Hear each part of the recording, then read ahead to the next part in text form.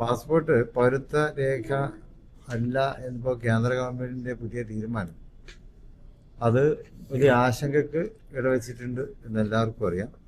പ്രത്യേകിച്ച് വിദേശ മലയാളികളെ, വിദേശ ഇന്ത്യക്കാരെ സംബന്ധിച്ചിടത്തോളം, വിദേശ ഇന്ത്യക്കാരെന്നല്ല, പാസ്പോർട്ട് എന്നുള്ളത് നമ്മുടെ അടിസ്ഥാനപരമായിട്ട് ഇന്ത്യൻ പൗരന്റെ ഒരു അവകാശമാണ്. ആ അവകാശം സ്വാഭാവികമായും ഒരു ഇന്ത്യൻ പൗരനാണെന്ന് തെളിയിക്കുന്നതിന്റെ രേഖ തന്നെയാണ്. ആ നിലക്കാണ് നമ്മളെല്ലാവരും ഇതിനെ കണ്ടിട്ടുള്ളത്. അപ്പോൾ നമുക്ക് വിദേശ രാജ്യത്തേക്ക് പോകണമെങ്കിലും ഇന്ത്യക്കാരാണ് എന്ന് നമുക്ക് തെളിയിക്കണമെങ്കിൽ പാസ്പോർട്ട് വേണം. ഏത് രാജ്യത്തേക്ക് കടക്കണമെങ്കിൽ നമ്മൾ പാസ്പോർട്ട് കാണിക്കണമല്ലോ. അപ്പോൾ ലോക രാജ്യങ്ങൾ തന്നെ അംഗീകരിക്കുന്ന പരസ്പര മ്യൂച്വൽ അണ്ടർസ്റ്റാൻഡിങ്ങിന്റെ ഭാഗമായിട്ടാണ് പാസ്പോർട്ടുകൾ. അത് ഓരോ രാജ്യത്തിൻ്റെയും പാസ്പോർട്ട് ആ രാജ്യത്തിൻ്റെ പൗരത്വ രേഖയായിട്ട് തന്നെ ലോകതലത്തിൽ അംഗീകരിക്കപ്പെടുന്നത്. ഇതൊരു ഗ്ലോബൽ നിയമമാണ്. ഇപ്പോൾ അതിലൊരു മാറ്റം വരുത്തുന്നു എന്നറിയുന്നത് നമുക്കൊക്കെ തന്നെ ആശങ്ക ഉണ്ടാക്കുന്ന ഒരു കാര്യമാണ്. കേന്ദ്ര ഗവൺമെൻറ് എന്തുകൊണ്ടാണ് തീരുമാനിച്ചത് നമുക്കറിയുകയില്ല. ഏതായാലും അതിൽ ശക്തമായിട്ടുള്ള പ്രതിഷേധം KMCC പ്രകടിപ്പിച്ചു എന്ന് മനസ്സിലാക്കുവാൻ കഴിഞ്ഞു. അത് KMCCയുടെ മാത്രം, ഓരോ ഇന്ത്യൻ പൗരൻ്റെയും പ്രതിഷേധമാണ്. ഓരോ ഇന്ത്യൻ പൗരനും ഇന്ത്യക്കാരനാണെന്നുള്ള അഭിമാനം, ആ അഭിമാനം പാസ്പോർട്ടിലാണുള്ളത്. അല്ലാതെ നമ്മുടെ ആധാറോ മറ്റേതെങ്കിലും രേഖകൾ കാണിച്ചുകൊണ്ടല്ല നമ്മൾ ഇന്ത്യക്കാരെന്ന് പറയുന്നത്. ഓരോ ഇന്ത്യക്കാരനെ സംബന്ധിച്ചിടത്തോളം പാസ്പോർട്ട് ഇന്ത്യൻ എന്നുള്ളതിൻ്റെ ഒരു അഭിമാന രേഖയാണ്. അപ്പോൾ അത് ഗവൺമെൻറ് ഇപ്പോൾ അവിടെ എടുക്കാൻ പോകുന്ന തീരുമാനത്തിൽ നിന്ന് പിന്തിരിയണം എന്നാണ് നമുക്കൊക്കെ ആവശ്യപ്പെടുവാനുള്ളത്.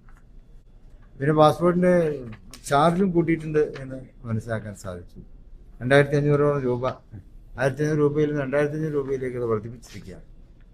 സാധാരണക്കാരെ സംബന്ധിച്ചിടത്തോളം അത് വലിയ തരത്തിൽ, പ്രത്യേകിച്ച് തൊഴിലാളികളെ സംബന്ധിച്ചിടത്തോളം വിദേശ രാജ്യത്തേക്ക് വരുന്നവർ തൊഴിലന്വേഷിച്ചു കൊണ്ട് വരുന്നതാണ്, ജോലി എടുക്കാൻ വരുന്നതാണ്. മാത്രമല്ല അവർ നമുക്ക് വിദേശ നാണ്യം നേടിത്തരുന്നതിൽ വലിയ പങ്ക് വഹിക്കുന്നവരാണ് നമ്മുടെ പ്രവാസികളായിട്ടുള്ള ഇന്ത്യക്കാർ. അപ്പോൾ അവർക്ക് കിട്ടുന്ന വരുമാനം അത് ഇന്ത്യയുടെ തന്നെ ഒരു ആസ്തിയാണ്. അങ്ങനെ ഇന്ത്യക്ക് മുതൽക്കൂട്ടാക്കുന്ന നമ്മുടെ ആളുകളിൽ നിന്ന് പാസ്പോർട്ട് കൂടുതൽ വില ഈടാക്കുക എന്നൊക്കെ പറയുമ്പോൾ അതും നമുക്ക് അംഗീകരിക്കാവുന്ന ഒരു കാര്യമല്ല. വളരെ പ്രതിഷേധാർഹമാണ് എന്ന് KMCCയുടെ ആ തീരുമാനത്തോട് ഞങ്ങളെല്ലാവരും ആ തീരുമാനത്തോട് ഒപ്പമാണ് എന്ന് പറയുകയാണ്. വീര്യം കുറഞ്ഞ മദ്യം എന്ന അദ്ദേഹത്തിൻ്റെ ബജറ്റിൽ വന്നൊരു പരാമർശം മാത്രമാണ്, അതൊരു തീരുമാനമല്ല. അത് ഇനിയിപ്പോൾ UDF കൂടുതൽ ചർച്ച ചെയ്ത ശേഷം മാത്രമേ അതിലൊരു അന്തിമ തീരുമാനം ഉണ്ടാവുകയുള്ളൂ. എന്നപോലെ തന്നെയാണ് മറ്റേ PM ശ്രീ പദ്ധതിയിൽ. അതിൽ കഴിഞ്ഞ കാല ഗവൺമെൻറ്റാണ് അതിൽ ഒപ്പുവെച്ചത്. അപ്പോൾ അതുകൊണ്ട് തന്നെ അതിന് സാങ്കേതികമായിട്ടുള്ള ഒരുപാട് കാര്യങ്ങളുണ്ട്.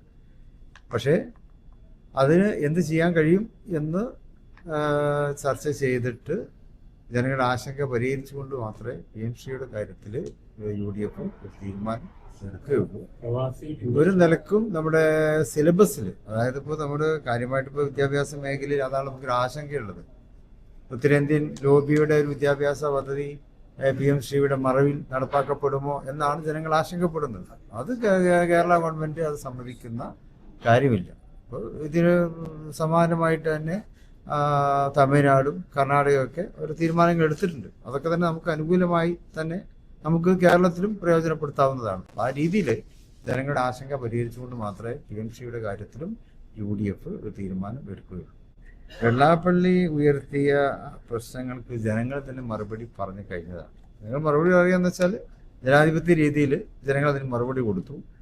കഴിഞ്ഞ ലോക്സഭാ തെരഞ്ഞെടുപ്പിൻ്റെ കാലം തൊട്ട് തന്നെ അദ്ദേഹം ഇത് പറഞ്ഞുകൊണ്ടിരിക്കുകയാണ്. വെള്ളാപ്പള്ളി പറയുന്ന കാര്യം അവർ ലോക്സഭാ തെരഞ്ഞെടുപ്പിൽ ജനങ്ങൾ മറുപടി കൊടുത്തു, ത്രിതല പഞ്ചായത്ത് തെരഞ്ഞെടുപ്പിൽ മറുപടി കൊടുത്തു, ഏറ്റവും ഒടുവിലായിട്ട് അസംബ്ലി തെരഞ്ഞെടുപ്പിൽ ജനങ്ങൾ അതിന് മറുപടി കൊടുത്തു. അദ്ദേഹം ഉയർത്തുന്ന ആ വാദങ്ങൾക്കെതിരെയുള്ള ജനവിധിയാണ് കേരളത്തിൽ മുഴുവനും ഉണ്ടായിട്ടുള്ളത്. എന്നിട്ട് UDFന്റെ മന്ത്രി അദ്ദേഹത്തെ പോയി കാണുക, UDFന്റെ മന്ത്രി അവരെ പോയി കാണുക, അദ്ദേഹത്തെ പോയി കാണാൻ സന്ദർശിക്കുകയാണ് ചെയ്തത്. ഹിന്ദു കൃഷ്ണൻ അതൊക്കെ രാഷ്ട്രീയമായിട്ടുള്ള ചില നീക്കുപോക്കുകളൊക്കെ ഉണ്ടാവും, അത്രേ ഉള്ളൂ. അതിൻ്റെ അപ്പുറത്തൊന്നും UDF മന്ത്രി ഇപ്പോൾ അയാളെ കണ്ടു വിചാരിച്ചിട്ട് അയാൾക്കെതിരെയുള്ള ആരോപണങ്ങൾ ഇല്ലാതിരിക്കുന്നില്ലല്ലോ, അത് നിലനിൽക്കുന്നുണ്ട്. അപ്പോൾ അതിനനുസൃതമായിട്ട് നടപടി UDF സർക്കാരിൽ ഉണ്ടാവും. ഇക്കാര്യത്തില് ലീഗ് എന്തുകൊണ്ടും ഇന്നിപ്പോ ഇന്നലെ വാർത്ത ഞങ്ങൾ കൂടെ ഉണ്ടായിരുന്ന CK സാക്കിർ, യൂത്ത് ലീഗിന്റെ നാഷണൽ സെക്രട്ടറി, അദ്ദേഹം അതിനെക്കുറിച്ച് പരാതി കൊടുത്തിട്ടുണ്ടെന്ന് പറഞ്ഞു. പക്ഷെ മുസ്ലിം ലീഗിന് എന്തുകൊണ്ട് അതൊരു കർശനമായിട്ട് ലീഗിന്റെ നേതൃത്വം, പ്രത്യേകിച്ച് കുഞ്ഞാലിക്കുട്ടി സാഹിബിനോട് ചോദിക്കുമ്പോഴൊക്കെ അതിൽ നിന്നൊരു മയപ്പെടുത്തി? ഏത് കാര്യത്തിലും മുസ്ലിം ലീഗിൻ്റെതായിട്ട് നയമുണ്ട്. മുസ്ലിം ലീഗിന് അതിൻ്റെതായിട്ടുള്ള ആശയങ്ങളുണ്ട്, അതിൻ്റെതായിട്ടുള്ള നയങ്ങളുണ്ട്. അതിൻ്റെ ഭാഗമായിട്ട് തന്നെയാണ് ഞങ്ങളുടെ നേതാക്കന്മാർ അത്തരം അഭിപ്രായങ്ങൾ പറഞ്ഞിട്ടുള്ളത്. വെള്ളാപ്പള്ളി കൂടുതൽ ആക്രമിച്ചിരിക്കുന്നത് കോൺഗ്രസിനല്ല, മുസ്ലിം ലീഗിനാണ്. മുസ്ലിം ലീഗ് അതിന് മറുപടി കൊടുക്കാലോ, ഇപ്പൊ അധികാരമുള്ള സമയത്തെങ്കിലും മറുപടി കൊടുക്കാലോ. അപ്പോഴും നമ്മളിങ്ങനെ സമീപത്തിന്റെ ആവശ്യമുണ്ടോ? അതായത് ഞങ്ങൾ ജനങ്ങൾക്കാണ് കൊടുത്തത്. ഞങ്ങൾ ഈ കാര്യങ്ങളൊക്കെ ജനങ്ങളെ ഏൽപ്പിച്ചതായിരുന്നു. ജനങ്ങൾ തന്നെ അതിന് മറുപടി കൊടുത്തിട്ടുണ്ട്. ഈ വെള്ളാപ്പള്ളി ആദ്യം തൊട്ട് തന്നെ പറഞ്ഞ വിഷയങ്ങൾക്കൊക്കെ തന്നെ നമ്മുടെ പാർട്ടിയുടെ നേതൃത്വം ആ രീതിയിലാണ് മറുപടി കൊടുത്തിട്ടുള്ളത്. അത് എന്തെന്ന് വെച്ചാൽ അദ്ദേഹം പറയുന്ന ഒരു കാര്യമില്ല, അത് കേവലം അദ്ദേഹത്തിൻ്റെതായിട്ടുള്ള ചില അഭിപ്രായങ്ങൾ പറയുന്നതിലപ്പുറം ജനങ്ങൾ അംഗീകരിക്കുകയില്ല, ജനങ്ങൾ അത് തള്ളിക്കളയും എന്ന രീതിയിൽ തന്നെയാണ് പറഞ്ഞിട്ടുള്ളത്. അത് തന്നെയാണ് ഇപ്പോഴും മുസ്ലിം ലീഗിന്റെ നയവും നിലപാടും അത് തന്നെയാണ്.